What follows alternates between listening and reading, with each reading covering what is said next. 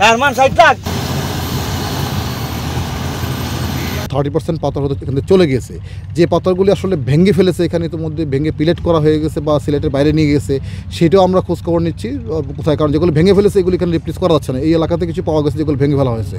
তো আমার ধারণা 30% পাথর হয়তো আমরা মিস করবো, কারণ এটা ভেঙে ফেলেছে। আর বাকি যে 65-70% যেটা রয়েছে সেটা মোটামুটি আমরা জব্দ করতে সক্ষম হয়েছে। যেটা আমার আগে জেলা প্রশাসক মন্ত্রীর দায়িত্বে ছিলেন তখন সেটা তদন্ত কমিটি করা হয়েছিল এবং সেটা তারা রিপোর্ট জমা দিয়েছেন এবং সেই রিপোর্টটা আমরা সরকার ঊর্ধ্বতন কর্তৃপক্ষের নিকট পাঠিয়েছি এবং সেইটা যে রিকমেন্ডেশন আসবে বা যে ইনস্ট্রাকশন আসবে সেই অনুযায়ী পরবর্তী ব্যবস্থা নেওয়া হবে।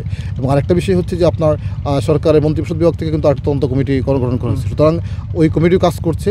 সুতরাং এই কমিটি কাজ করার পরে তারা রিপোর্ট জমা দেওয়ার পরে দুইটা রিপোর্ট নিয়েই সরকার হয়তো একটা সিদ্ধান্ত বা নির্দেশনা দিবেন।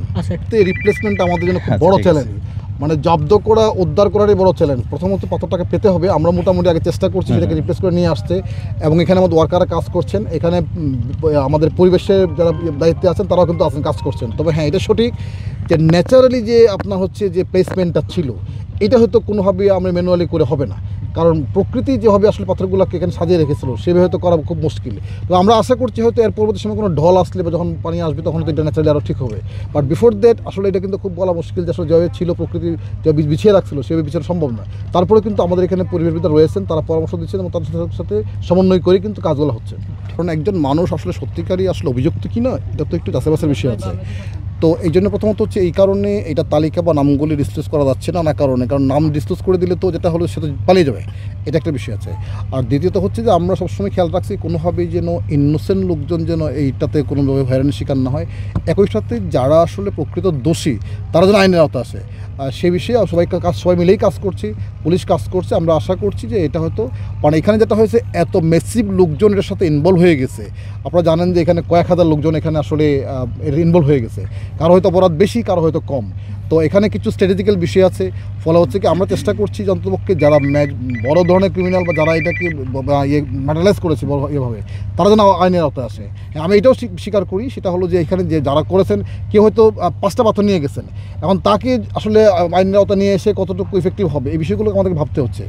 অ্যান্টি কারাপশন কমিশন একটা স্বাধীন প্রতিষ্ঠান, তারা আলাদাভাবে কাজ করছেন এবং তারা সেটা দেখবেন, তদন্ত করবেন, তদন্ত করে তাদের কী কার্যক্রম সেটা তারা গ্রহণ করবেন।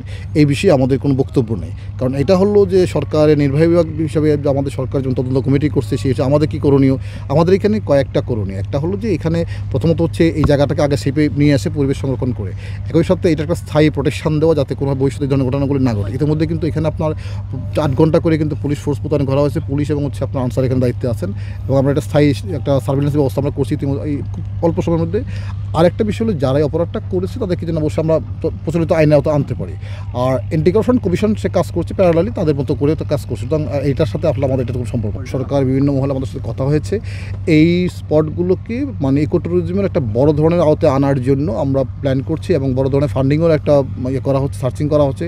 আমরা খুব আশাবাদী, ইতিমধ্যে বেশ কয়েক জায়গা থেকে খুব পজিটিভ নোট পাওয়া গেছে। সেটা নিশ্চিত না হওয়া পর্যন্ত আমি বলছি না, বাট একটু ভালো অগ্রগতি আছে বলে মনে করি। আমি মনে করি যে এটা একটা স্থায়ী সলিউশন হবে, আমরা আশা করছি।